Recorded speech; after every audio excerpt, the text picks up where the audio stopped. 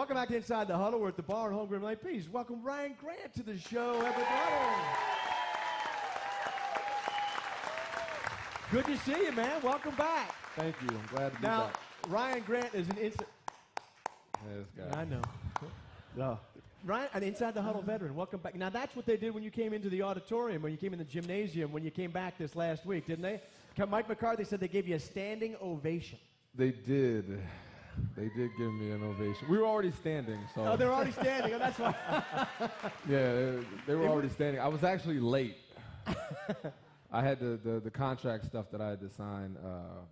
Mike had come upstairs. He came upstairs and said, let's get this on the road. We got a walkthrough. So I had to, we actually couldn't get in contact with my agent.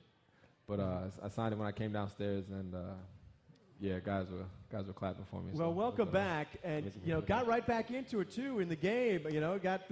Finally got you on the field and got you a carry there in the fourth quarter. Made the most of it. 13 yards, big run, bruising. Ryan Grant that we remember, knocking guys over. I mean, you haven't gotten hit much this year, so nope.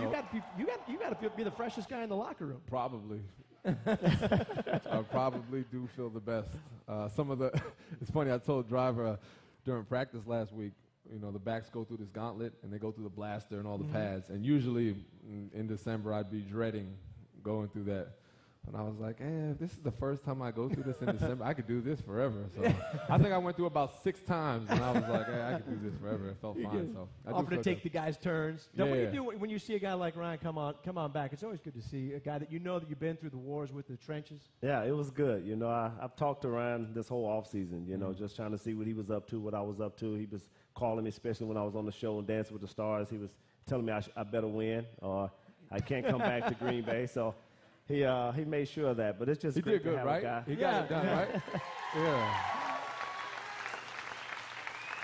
But coming back is just like slipping a hand in a glove, isn't it? I mean, they gave away your locker for crying out loud. You tell Ced you got to get your locker back, but still. No. That's okay. Ced earned it, and I'll give it to him. I have a lot of respect for Cedric. So I know I did make the first day when we got changed for practice. I got taped up, and I was walking back into the locker room, and my locker used to be where Cedric is, right as soon as you make the turn.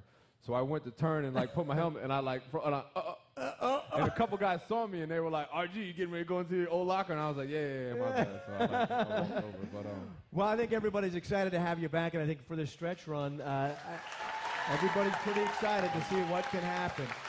Well, we've got much more with Ryan Grant coming up here on Inside the Huddle.